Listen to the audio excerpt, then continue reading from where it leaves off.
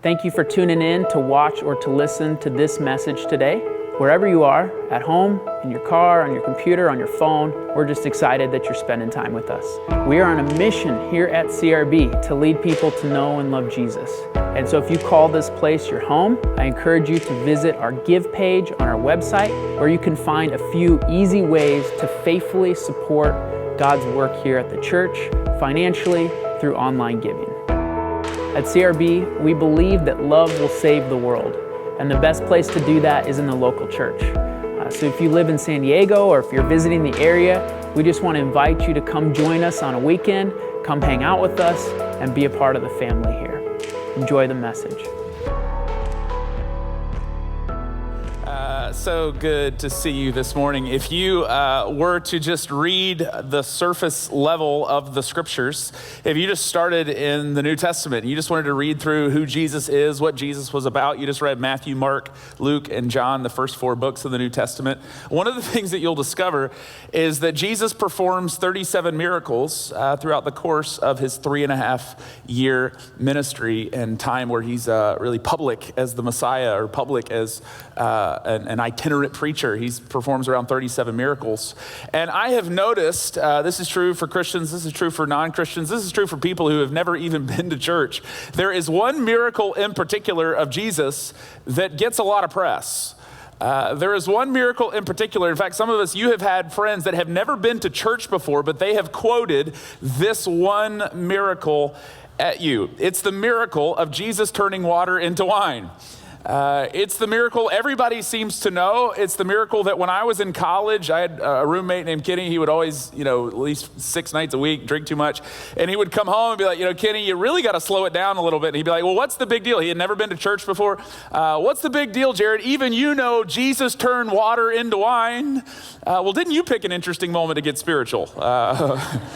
Just to sort of cherry pick that verse, build your faith around it. It's one of these miracles that everybody seems to know. And I want to explore this miracle in our time together this morning, because if we think that this miracle is just about some sort of 21st century debate of whether or not Christians should drink alcohol, as it's often used to talk about, we have missed the weight and the significance of this miracle. I would argue that if you read through the 37 miracles of Jesus, this particular miracle, water into wine, is the strangest. It's the most bizarre of the miracles. I say that because I'm assuming the weight or the significance of a miracle that Jesus does is what happens if he doesn't perform it. What happens if he doesn't do it? If Jesus doesn't feed the 5,000, you have a lot of people that go hungry that day. If Jesus doesn't raise Lazarus from the dead, you have a man's life cut tragically short. He doesn't see his kids, perhaps. There's a funeral. It's a tragedy. If he doesn't restore sight to a blind man, this man can never see a sunset again. If Jesus doesn't turn water into wine, some people sober up. It's a bizarre, strange miracle. What makes it even more bizarre is that of the 37 miracles that Jesus performs, this is the first miracle that he does. I'm not so sure that would be my out-of-the-gate miracle. It makes the book of John rather bizarre when you read it. The book of John starts sort of lofty. In the beginning was the Word, and the Word was with God, and the Word was God. And then you get to chapter 2, and Jesus is at a party, and he's trying to make sure that everybody has enough Merlot in their glass. It's a sort of out-of-the-gate miracle. If I'm Jesus and this is my coming out party, I'm trying to tell people or show people that I'm the Messiah, I'd part the Red Sea again. I'd do something, just sort of big. But instead, Jesus doesn't do that. He goes to this off-the-grid town in the middle of nowhere called Cana, and he goes to a wedding of no significance, not even the wedding of a politician or Caesar's daughter. I mean, he's just at a wedding of some guest who we don't even know the name of. And he performs what on the surface reads like a rather bizarre party trick. If you have a Bible, let's open up and let's begin to discover what's going on in this story. John chapter 2, if you don't have a Bible, you can follow along on the screens, or you can download the CRB app. That's a great place to follow along as well. Or if you have a Bible, John chapter 2, Matthew, Mark, Luke, John chapter 2, the first of the 7 miracles or 7 signs that we're going to be looking at together. We are in the middle, or we're beginning a series this weekend called The 7 Signs. And for us, we're going to essentially use this series to prepare our hearts for Easter, the centerpiece of our faith, Jesus walking out of a tomb in Jerusalem 2,000 years ago. What gives us life, why we have church, why we sing songs, because the resurrection of Christ has taken place. But if you read the Gospel of John, and our hope, obviously, is that, yes, you would fall in love with Jesus, but our hope over the next 7 weeks is that you'd fall in love with the story. Because it's a brilliant story. John is a brilliant storyteller. He's meticulous in how he tells the story.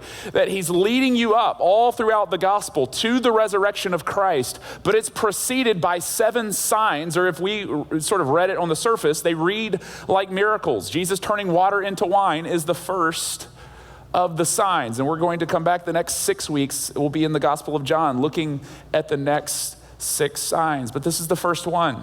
And it's a bizarre miracle. And the Gospel of John is a beautiful story. If you just read through the Gospel of John. In fact, when I first became a Christian, I give this advice to a lot of people. When somebody comes to faith, or I've said this to many of you before, that have tried to figure out, where do I begin reading the scriptures? Where do I sort of dive bomb into the Bible if I'm just trying to figure out who Jesus is, what the scriptures are about? The Gospel of John is a great place to start. When I became a Christian, people said, read John. And the reason that people say that is because the Gospel of John, at one level, is shallow enough for a baby Christian to wade into. I don't mean that in a negative sense. I don't mean shallow in a negative sense, but it's shallow that if you're a new Christian or you're just trying to figure out who Jesus is, the Gospel of John, at one level, it's shallow enough to sort of wade into and understand at a surface elementary level who Jesus is and what Jesus has come into this world to do. At a deeper level, when you read the Gospel of John, what you discover as well is that the story is also deep enough for an elephant to drown in. I asked our prop department for an elephant, but they said no. So this is as good as I could do. The story at one level, it's shallow enough for a baby Christian to wade into. At a deeper level, as you read through the story, it's deep enough for an elephant to drown in. What I mean by that is this. If I came to your house today and I turned water into wine, you would say that's a miracle. You'd say a lot of things probably, but you would say that's a miracle. At a deeper level in the story, John never calls Jesus turning water into wine a miracle. John calls it a sign. And what does a sign do? It points to something larger than itself. And so the question, as we read the story at a surface level and at a deeper level, what is the story of Jesus turning water into wine pointing to? Let's look at the first of the signs. John chapter 2 is where we are going to begin, starting in verse 2.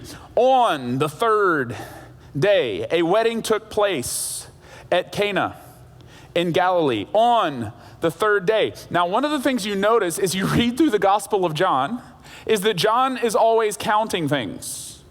We sort of read over it, but it's a significant thing that John is doing. 3 words into the story of the first miracle of Jesus, John says it's on the 3rd day. What else happens on a 3rd day? Hint, hint.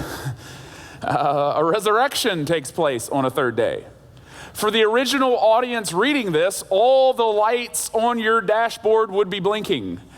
This story that John is telling is about something else. Now, at one level, this story is about a wedding that takes place between a bride and a groom in a town called Cana. At a deeper level, all throughout the scriptures, a wedding is a picture of God's relationship to humanity. A wedding is the focal image that God uses over and over again to describe his relationship with us, to describe his relationship with creation or his children. You see this all throughout the New Testament. We're called it's sort of strange imagery, but he says, you are the bride of Christ as the church. In Jeremiah in the Old Testament, when God gets angry at the people because they keep turning their back on God, God says at one point, Jeremiah chapter 3, he says, Israel, you're like an adulterous wife. You keep running away from me as your God. An idea of a wedding, or the picture of a wedding, again and again in the scriptures, it's an image of God's relationship to humanity. At one level, this is a story about a bride and a groom in a town called Cana. At a deeper level, this is a story about God's relationship to humanity and what God might be up to that's new and fascinating in the world in terms of his relationship with you and me. See, we're one sentence in. Aren't we having some fun? This story is so brilliant. On the third day, a wedding took place at Cana in Galilee. Jesus' mother was there. You're going to have a new respect for Mary after you read this story. And Jesus and his disciples had also been invited to the wedding. Verse 3, when the wine was gone, which in this culture would be a deeply shameful thing. We'll get to that in a moment. Jesus' mother, Mary, says to him, they have no more wine. I love that. Jesus essentially gets nudged into the Messiah business by his mom. Isn't that great? Woman, Jesus replies, which I love, why do you involve me? Which not quite how you probably should respond to your mom. Now, on the surface, it sounds like Jesus being harsh, but some things get lost in translation. Woman is a term of endearment in this culture. Woman, why do you involve me? Jesus replied, my hour has not yet come. His mother said to the servants who were at the wedding, do whatever he tells you. So not sort of the meek, mild Mary that we often picture. Do whatever he tells you to do. So apparently she knows he has this ability. Jesus is at a wedding where they run out of wine. Now, in our culture, and the same is true 2,000 years ago, it is a big deal to be a bride. If you know anyone who's engaged, or if you are engaged, you know this is true. In our culture, it is a significant thing. It is a huge deal to be a bride. Your actual wedding day, we even, there's a buildup, there's an anticipation, often for girls. And as guys, we don't understand this, but it starts before you even meet the guy. Often as a little girl, when you saw your first Disney movie, there was this sort of buildup, this anticipation that one day you're going to get married. Then you meet the guy, you fall in love, you build up. There's this sort of sense of anticipation for the wedding day. And then even after the wedding, the pictures get hung, the album is made, you look back on it.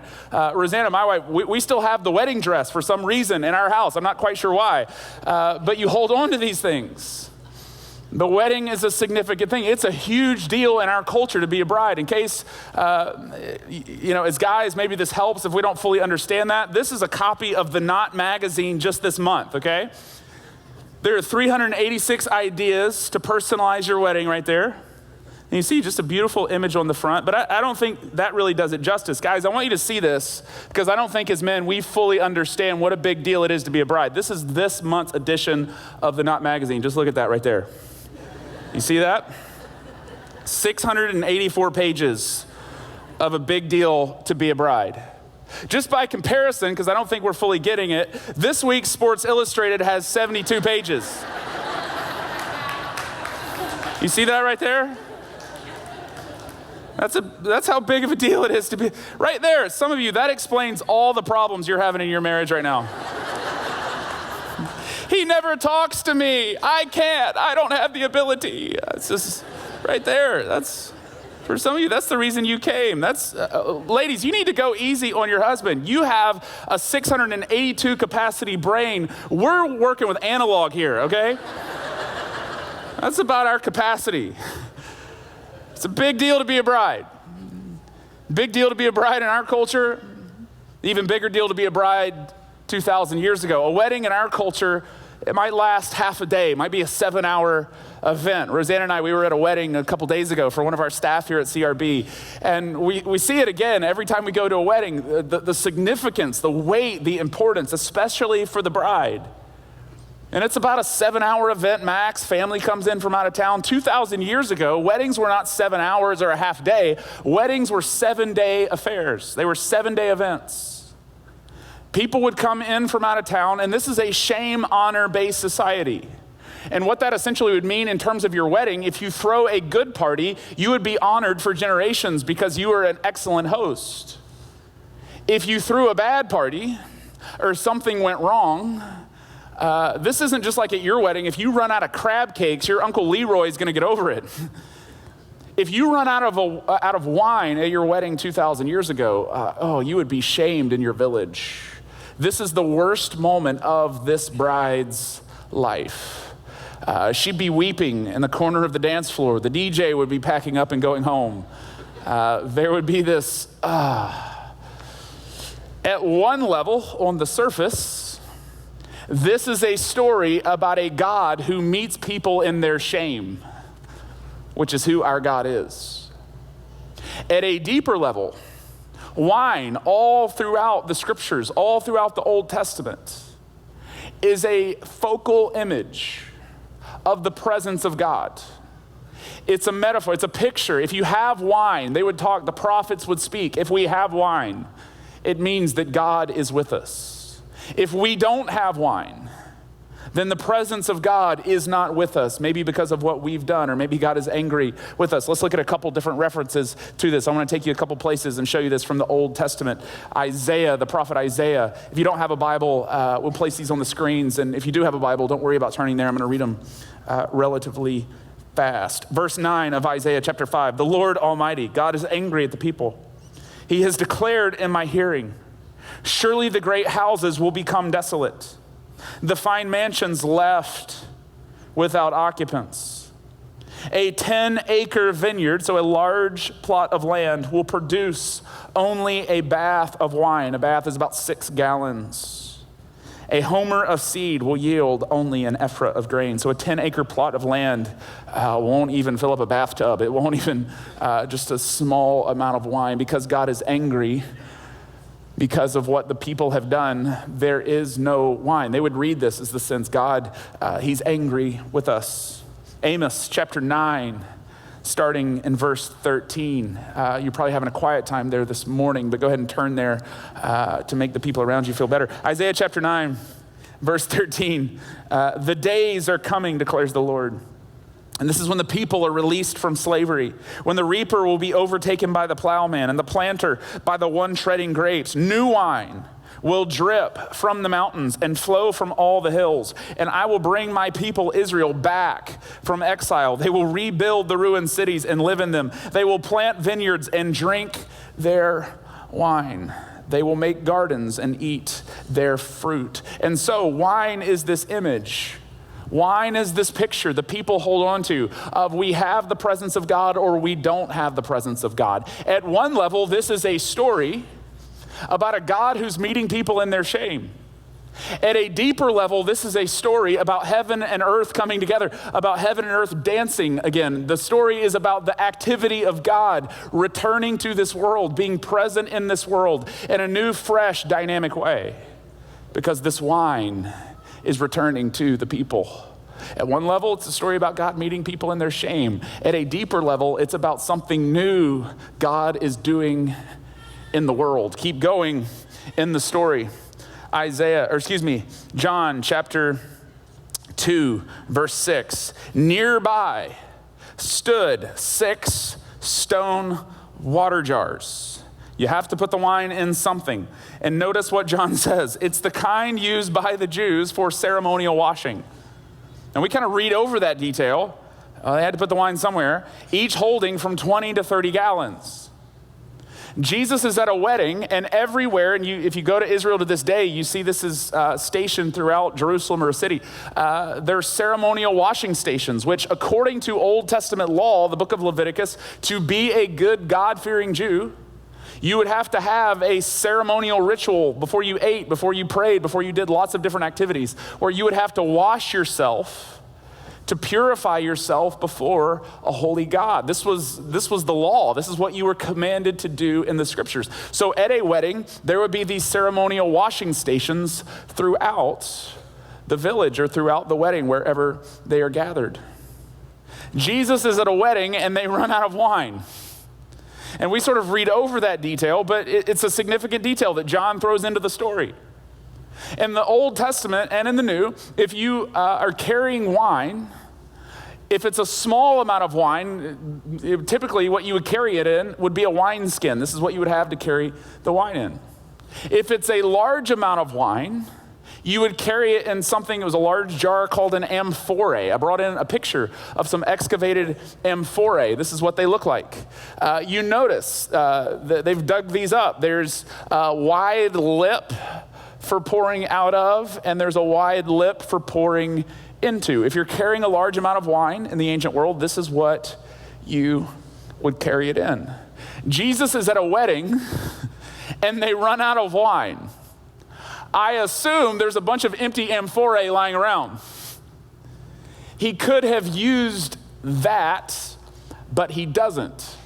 Instead, he picks 6 ceremonial washing jars, something sacred to the Jewish people. This is not a miracle, this is a scandal. At some moment, a good God-fearing Jew would walk out at the wedding, dip his hands into this water basin to wash himself, to purify himself, because it's what he's commanded to do by his God. And he would stick his hands in and reach them out and realize this water has blushed. This is not water. This is not a miracle. This would scandalize the people. There would be shock rippling throughout the wedding because of what Jesus has done. Now, why in the world would he pick something so sacred to put wine in? Because this miracle, this story, this sign is pointing to something new God is doing in the world. That Easter is coming, and no longer are you going to have to wash your hands to stand before God. No longer are you going to be judged by God based on your good behavior or your faults or your failures or what you can do or what you can't do. You are now going to be judged by God through the cross and through Easter in light of what God has done on your behalf and mine. And the presence of God, this wine is a reminder that the presence of God is flooding into the world in a new and beautiful way. The love of God is flowing to anyone as far away from God as you could possibly be. Not because you're clean enough, but because God's love is big enough. This story, at one level, go, wow, that's a miracle. At a deeper level, for those reading it, this is a scandal. Jesus is using these ceremonial washing stations to say, no longer is this your way to approach God? Now, through the cross, through the resurrection, through the bloodshed, by Jesus, you approach God. You keep reading in the story, and notice, verse 7, Jesus said to the servants, fill the jars with water.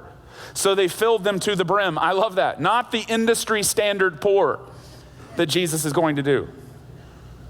Then he told them, now draw some out and take it to the master of the banquet, probably the father of the bride. They did so. And the master of the banquet tasted the water that had been turned into wine. He did not realize where it had come from, though the servants, the least of these, who had drawn the water, they knew. I love that John adds these details to the story because Jesus is launching his revolution in this moment. Jesus is launching his ministry in this moment. And the first people to see it are not the masters of the banquet. It's not the elite at the party. It's the humble servants at the party who are the first ones to lay eyes on the miracle of who Jesus is and what Jesus is coming to this world to do. Jesus later is going to teach that essentially the same thing, that in the kingdom of God, the way God works, the first are last, the last are first. The revolution of Jesus is never top down. It's always bottom up when you read the story. And the first people, John wants you to know, to lay eyes on the beauty, the wonder of who God is, are the servants, the least of these at the wedding. You keep going in the story. Then he called the bridegroom aside, the groom, and he said this, everyone brings out the choice wine first, and then the cheaper wine. And the guests have had too much to drink, after the guests have had too much to drink. But you have saved the best until now. And so typically, at a wedding like this, you'd start day 1 of the wedding with the top shelf of the wine. And by day 4, day 5, it's 2 buck chuck and yellowtail, essentially. It all tastes the same after a few glasses. And so that's essentially how this would work. But the master notices that what Jesus has done is not just fill it to the brim, but he's filled it to the brim with the highest quality, the most lavish and extravagant kind of wine that there is. This is the nature of our God. He is a party host who offers abundance, the highest level, the most extravagant is who our God is. Notice what John says. What Jesus, verse 11, did here in Cana of Galilee was the first not of the miracles, but of the signs, through which he revealed his glory, and his disciples believed in him. It's the first of the 7 that we'll be looking at together for the next few weeks. At one level, this is a story about a God who places something lavish into a container that it does not belong in. At a deeper level, this sign is pointing to the reality of resurrection, the beauty of Easter. That who our God is that our God is a God who has placed something lavish, the love of God, the beauty of God. He has placed something lavish into containers like you and me that it does not belong in. And the beauty and the power of the gospel is that regardless of who you are, regardless of what your container is like, regardless of how badly you've blown it in life, regardless of who knows what about your story, regardless of how little you know or how much you know, regardless of who's told you in life you're never going to amount to anything, the moment you step into the presence of Jesus, he extends his lavish love in your direction. Independent of how clean you are in the presence of God. The way Paul says it in 2 Corinthians is this, that we are like jars of clay, humble, meek little jars of clay that God has decided to place a treasure inside of. That no matter who you are, no matter what your story is, at one level, this is a story about a God who places something lavish into a container that nobody expected. At a deeper level, the entire gospel hinges on this reality for you and for me, that God is placing something lavish, his love, into containers, into something like you and me that nobody would expect and that we don't deserve. The whole story is pointing towards the beauty of Easter. At one level, this is a story about a God who's not just restoring the party back to where it was. He's not just giving them enough wine at the lowest enough quality to get them through so nobody notices what happened. Our God is not like that. This is a story about a God who restores it back, not to where it was, but better than it ever was.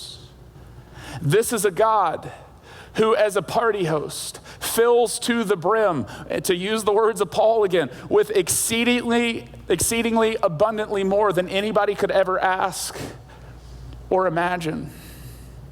Some of us, this story, it shows you the nature, the character of who our God is that we often kind of forget. We think, well, I'm just kind of off the hook, but that's not who our God is. And some of us, you've perhaps been praying for a marriage that's on the ropes. And your prayer has been, God, would you just restore it back to where it was? And our God is not the God who just restores things back to the way they were. Our God is the God who does exceedingly abundantly more than you could ask or imagine.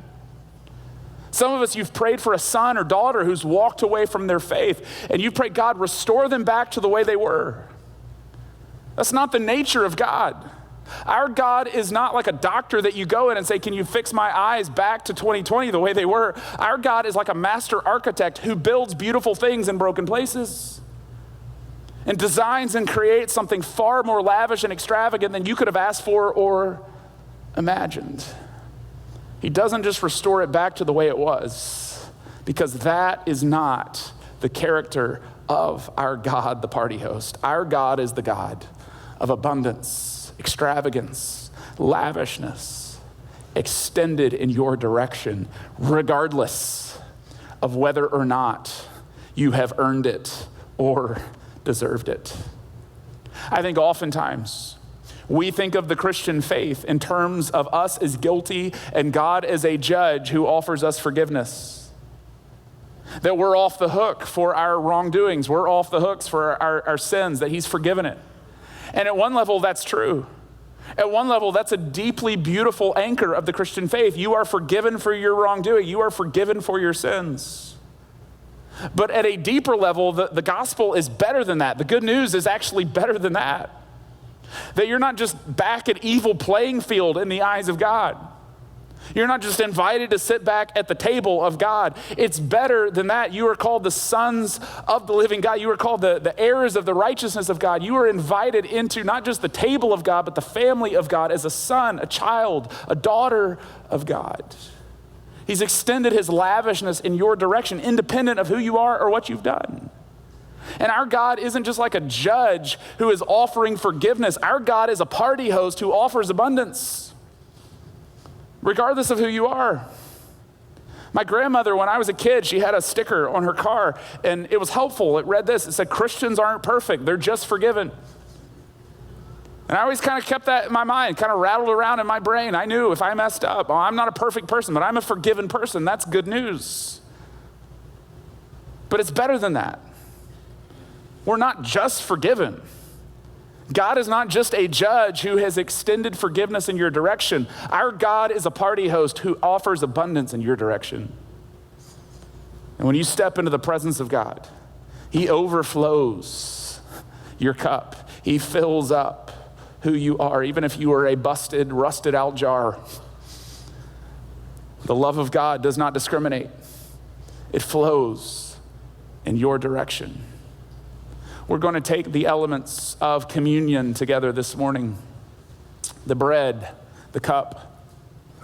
But before we do, I wonder if anyone wakes up and feels the way that I often feel, where your heart has been bent and broken towards scarcity. Some of us know exactly what I'm talking about. Before you wake up in the morning, before your feet even hit the floor, you're already being weighed down by this sense that you're not enough, that you don't have enough time in the day. You're not a good enough husband. You're not a good enough wife. You're not a good enough single adult. You're not a good enough employee. You're not a good enough father. You're not a good enough stepmom. And some of it, we go through our whole life with hearts that are broken and bent towards scarcity. We don't feel like we have enough. We don't feel like we are enough. There's not enough money. There's not enough time. There's not enough energy in our bones. We can't get enough sleep. We're just sort of going through life trying to do our best, but we never feel like we're enough. Our hearts are broken and bent towards scarcity. And this morning, as we take the cup and the bread this morning, I pray you would meet the God of abundance, who closes the gap between who you are or who you think you are and what you wish you were. And he offers himself in your direction, regardless of who you are, regardless of how often you feel like you're not enough. This morning, would we reflect as we take the elements on the God of abundance? Not just the God of forgiveness, not just a judge who offers forgiveness, but a party host offering abundance. At this time, ushers, would you come?